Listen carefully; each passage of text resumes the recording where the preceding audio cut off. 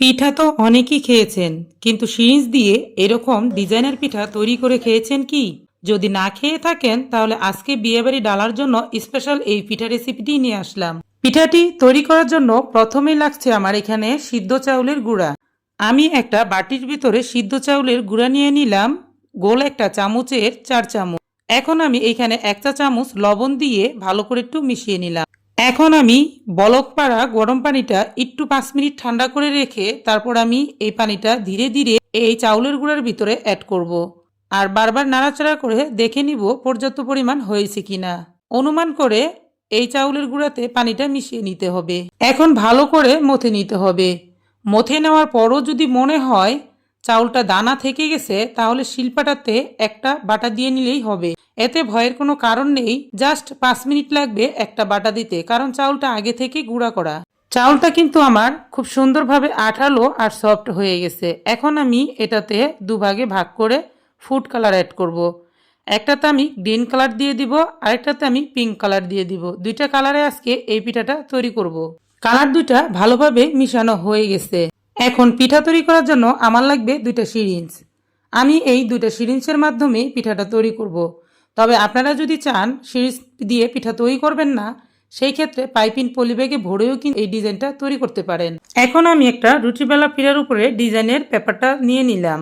আমি এভাবে ডিজাইনটা তৈরি করে নিলাম। এখন প্লাস্টিক দিয়ে পিঠাটা তৈরি করব। আপনারা যদি প্লাস্টিকের উপর পিঠাটা তৈরি করতে না চান, সেই ক্ষেত্রে কাঁঠাল পাতা, কলা পাতা যে কোনো কিছুর উপরেই কিন্তু তৈরি করতে পারবেন। আপনারা চাইলে সাদা পেপার কাগজের উপরেও কিন্তু তৈরি করতে পারেন। এখন আমি ডিজাইনটা তৈরি করে দেখিয়ে দিচ্ছি। ডিজাইনটা দেখতে অনেক বেশি আকর্ষণীয় হওয়ার কারণে তৈরি করতে একটু সময় বেশি লাগবে। ধৈর্য সহকারে ডিজাইনটা তৈরি করে নিতে হবে। এই ডিজাইনের পিঠাটা একবার তৈরি করে যদি বিয়েবাড়ির ডালাতে নিয়ে যেতে পারেন বা অতিথি আপ্যায়নে রাখতে পারেন, তাহলে কিন্তু আপনি প্রশংসায় ভেসে উঠবেন। কারণ এই ডিজাইনটা একেবারেই নতুন। আমার মনে হয় না এই ডিজাইনটা আগে কেউ আপনাদেরকে তৈরি করে দেখিয়েছে।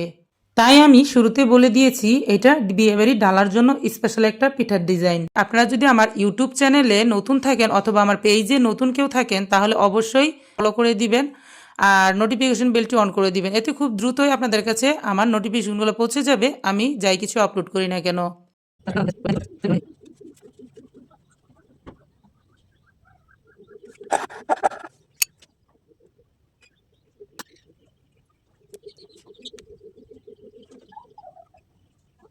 একটা পিঠা আমি তৈরি করে নিয়ে নিলাম। ঠিক এভাবেই আমি সকল পিঠাগুলাই রেডি করে নিচ্ছি।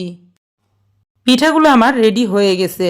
এখন দেখতেই পাচ্ছেন পিঠাগুলো দেখতে কতটা আকর্ষণীয় হয়েছে। মাশাআল্লাহ, পিঠাগুলো কিন্তু অনেক বেশি সুন্দর লাগতেছে।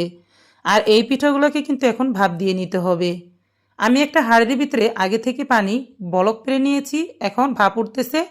এখন আমি পিঠাগুলো দিব, মাত্র 30 সেকেন্ড করে রেখে রেখে কিন্তু নামিয়ে নেব। 30 সেকেন্ডের ভিতরে কিন্তু খুব সুন্দরভাবে পিঠাগুলো সিদ্ধ হয়ে ভাপ হয়ে যাবে। এভাবেই আমি একের পর এক পিঠাগুলোকে দিব আর নামিয়ে নিব। পিঠাগুলা দেখতেই পাচ্ছেন কতটা সহজভাবে ভাপিয়ে নেওয়া হচ্ছে। ঠিক এভাবে যদি আপনারা ভাপিয়ে নিতে পারেন, একসাথে কিন্তু 4টা করে পিঠা অথবা 3টা করে পিঠা ভাপিয়ে নিতে পারবেন। আর এই ডিজাইনের পিঠাটা একটু বড় করে তৈরি করা হয়েছে, যেহেতু ডিজাইনটার লুকটা অনেক ভালো তার জন্য কিন্তু একটু বড় করতে হয়েছে। পিঠাগুলো কিন্তু আমার ভাপ দিয়ে নেওয়া হয়ে গেল। এখন এই পিঠাগুলোকে আমি আলতো হাতে একটু ছাড়িয়ে দেখিয়ে দিচ্ছি আসলে পিঠাটা ভাপানোর পরে কতটা বেশি সুন্দর আর পারফেক্ট হয়েছে। কোনো অংশই কিন্তু ছিঁড়ে ফেটে যাবে না। এই পিঠাগুলো একদম জোড়া লেগে জয়েন হয়ে থাকবে। দেখতেই পাচ্ছেন পিঠাটা ছুটানোর পরে কতটা সুন্দরভাবে একদম সফট হয়ে আছে। এই পিঠাগুলোকে কিন্তু রোদ্রে শুকিয়ে নিতে হবে। ফ্যানের বাতাসে কিন্তু এগুলো শুকাতে পারবেন না। ভালো মতন রোদ থাকলে একদিন রোদ দিলেই খুব সুন্দরভাবে শুকিয়ে যাবে। এখন পিঠাগুলোকে আমি রোদ থেকে নিয়ে আসলাম আর খুব সুন্দরভাবে শুকিয়ে গেছে। দেখতেই পাচ্ছেন শুকনা পিঠাগুলো কিন্তু এখন সারা বছরের জন্য সংরক্ষণ করে রেখে দিতে পারবেন একটি এয়ারটাইট বক্সে করে।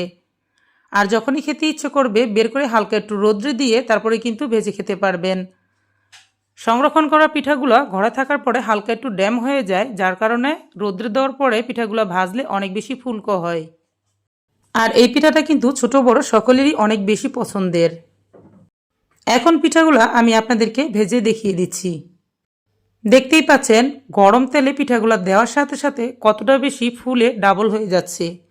তো এভাবেই কিন্তু পিঠাগুলো ভেজে নেওয়া হবে। পিঠাগুলো আমার ভেজে নেওয়া হয়ে গেল। এখন আমি এই পিঠাগুলোর উপরে মিঠা শিরা করে রেখেছিলাম আগে থেকেই, সেই মিঠা শিরাটা দিয়ে দিচ্ছি। আপনারা গরম গরম পিঠার উপরে কিন্তু চিনি সিটি দিয়েও খেতে পারেন, আবার চাইলে কোনো ধরনের মিষ্টি ছাড়া এমনিতেও খেতে পারেন। এই পিঠাটা তৈরি করা যত সহজ, খেতে কিন্তু ততই বেশি মজা।